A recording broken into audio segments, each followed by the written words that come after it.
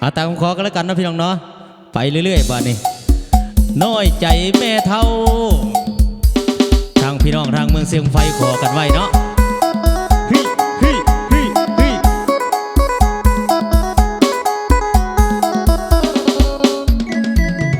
พิเศษขอบใจเจ้าของเบียร์เด้อ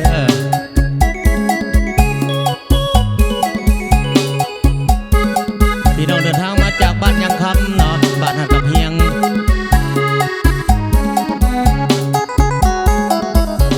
ส่วนเมียออกเฮือน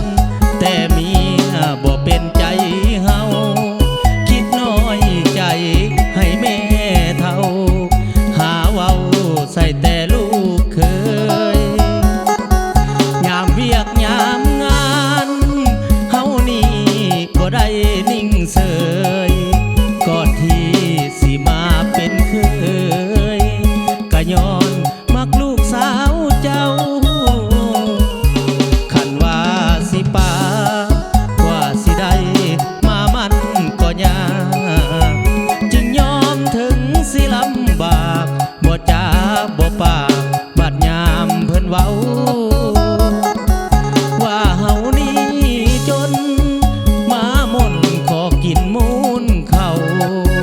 เงินค่าดองลูกสาวเจ้าพ่อแม่เฮายังขายหน้ามาแต่ง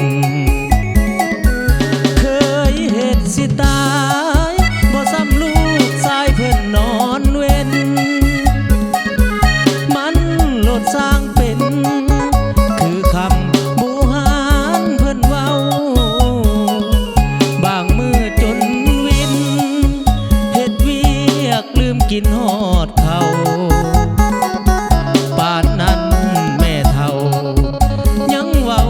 ว่าเฮาบ่ดีคิดส่วนเมียนี้แต่เมียตีบ่เห็นดีนำจำเป็นต้องทนละกรรมอยู่นำแม่เฒ่าเว้าเป็นแนมเบิ่งลูกน้อยคอยบอกใจตัวเองเย็นๆสิถือว่าเป็นกรรมเวรเพื่อลูกเพื่อเมียจึงต้องจำทนเอาเกี่ยวกันเด้อพี่น้องเกี่ยวกันเด้อ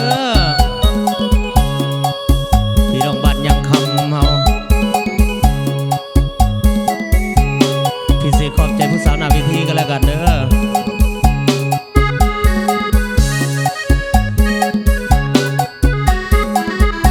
ตันมือคีย์บอร์ดยังโสดเด้อจัดจุยเฮานี่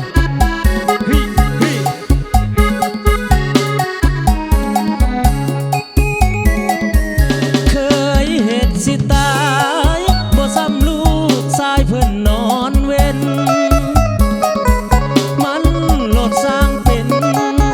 คือคำบูหานเพิ่นเว้าบางมือจนวินเฮ็ดเวียกลืมกินฮอดเขาปานนั้นแม่เฒ่ายังเว้าว่าเฮาบ่ดี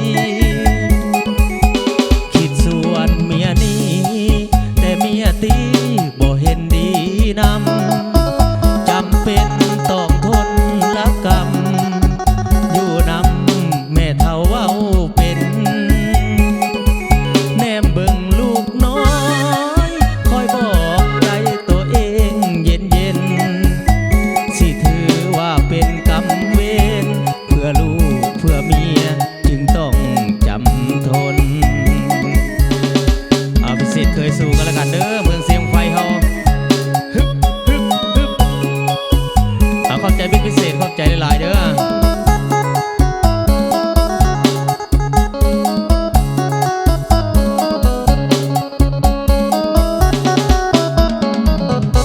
เจ้าพิเศษขอบใจเจ้าของหอกเนาะโชคดีปีใหม่เนาะ2026ลำรวยลำรวย